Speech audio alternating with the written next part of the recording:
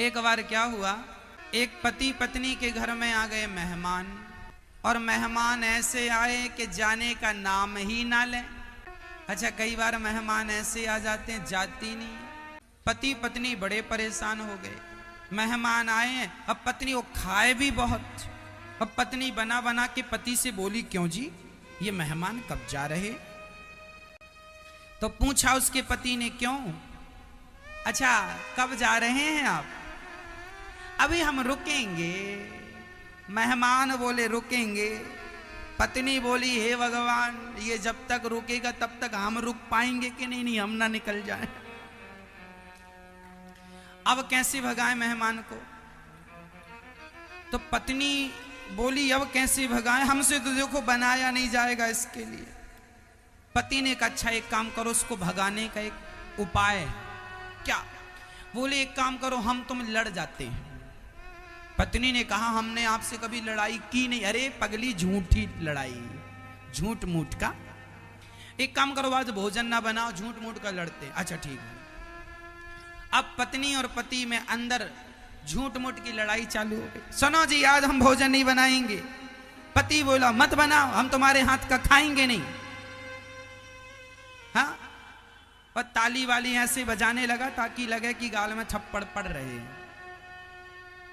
खूब लड़ाई हुई, उसने इनको कहा, इसने उनको कहा। पति पत्नी की खूब तू मैं हुई। मेहमान को लगा, हे भगवान, आज तो कुछ बनेगा नहीं, इनकी लड़ाई हो गई, अब हम रहें तो रहें कैसे, खाने को तो मिलेगा नहीं। मेहमान बोले चले। तो मेहमान ने बाहर से कहा, अच्छा भैया आप लोग लड़ो, हम जा रहे हैं, राम राम। मेहमान बाहर के बाहर निकल गए।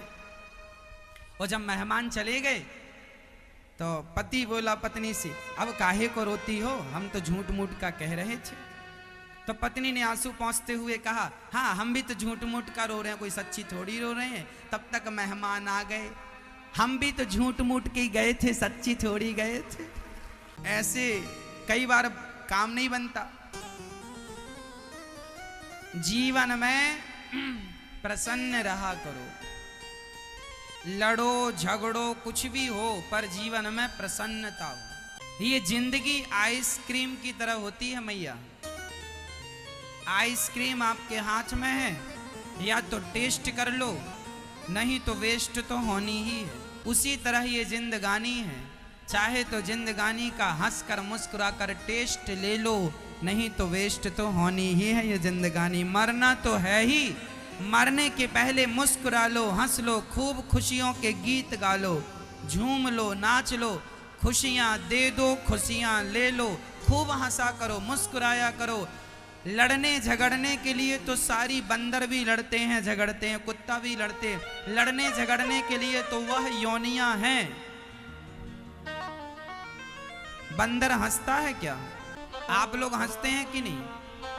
84 लाख योनियों में ईश्वर ने आपको हंसने का मौका दिया। इसलिए सास डांटा करे तो सास डांटती रहे और आप फिर भी हंसती रहो। अच्छा, कुछ लोगों की आदत ही होती है रोते ही रहते हैं। जरा सा किसी ने कुछ कह दिया, कई लोग रोते, कितना भी धन मिल जाए फिर भी रोते। एक आदमी को 2 लाख रुपए का फायदा हो गया। लोगों ने पूछा, साहब प्रसन्न हो? उसने कहा, काहे के प्रसन्न, हमारे पड़ोसी को तो 4 लाख का फायदा हो गया। वो इसलिए दुखी था कि हमें तो 2 का हुआ, उसको 4 लाख का। तो कई लोग प्रसन्न रहते ही नहीं।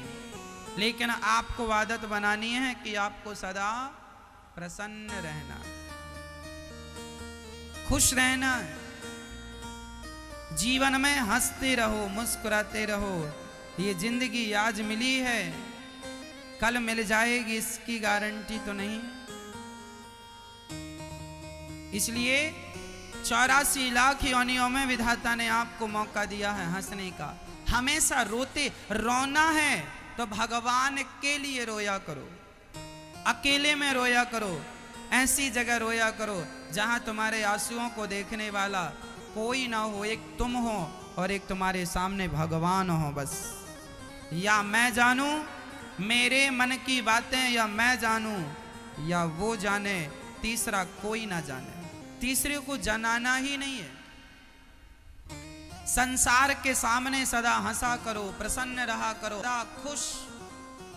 जीवन में कितना भी संघर्ष हो, जीवन में कितनी भी विपत्ति हो, कितना भी कष्ट हो, कितना भी संकट हो, लेकिन उस हाल में ये विश्वास से मुस्कुराया करो कि जमाना साथ छोड़ दे तो छोड़ दे, मेरे श्री कृष्ण मेरा साथ नहीं छोड़ेंगे। उनके बल पर मुस्कुराया करो।